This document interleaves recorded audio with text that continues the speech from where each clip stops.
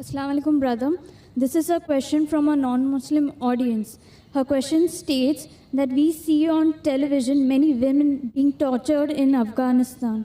Why do Muslim men torture or degrade women in Islam? Sister asked the question that we see on the television, that Afghanistan, Muslim men are torturing women. So why in Islam, Muslim men torture and degrade the women? Sister, this question was replied just a few days earlier on the second day of the conference, on Saturday. On Saturday, 31st of October, I gave a talk, Women in Islam Protected or Subjugated. And I gave the talk in detail.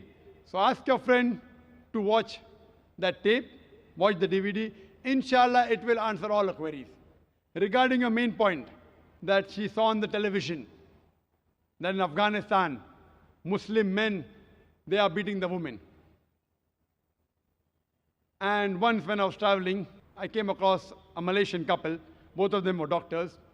They said that they spent more than a month in Afghanistan. And they told me that what they saw on television, the Taliban's beating the women, they aren't Talibans. So I asked them, how do you know? They told me that we have been in Afghanistan, we have spent more than a month. We know how the Taliban tied the turban. When we see an Arab, we feel all Arabs the same. Emirati, Saudi, Kuwaiti. But they themselves know that a Saudi ties the Qatra in a different way. An Emirati ties in a different style. If you go to a Kuwaiti, different style.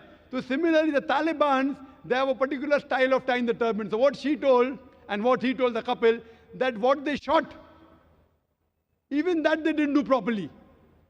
That means they could shoot the parting of the sea in Hollywood. 10 Commandments. Moses, peace be upon him, parting of the sea, but they made a fault when they show Muslim men in Afghanistan beating the women. So therefore the Quran says in Surah Hujurat, chapter number 49, verse number 6, whenever you get information, you check it up before you pass it on to the third person. What we realize, this is the gimmick of the media. And in the last conference, 2008, my last talk was Media and Islam, War or Peace. And I showed how the media goes out of the way to malign Islam. I'm not saying all Muslims are 100% good Muslims. There are black sheep in the community. But what the media does, picks up these black sheep and portray as though they're exemplary Muslims. And many a time, they show things which are absolutely nonsense. It does not exist in Islam. So ask your friend to watch my tape, Women's Rights in Islam, Protected or Subjugated, and Media in Islam, War or Peace. Hope that answers the question.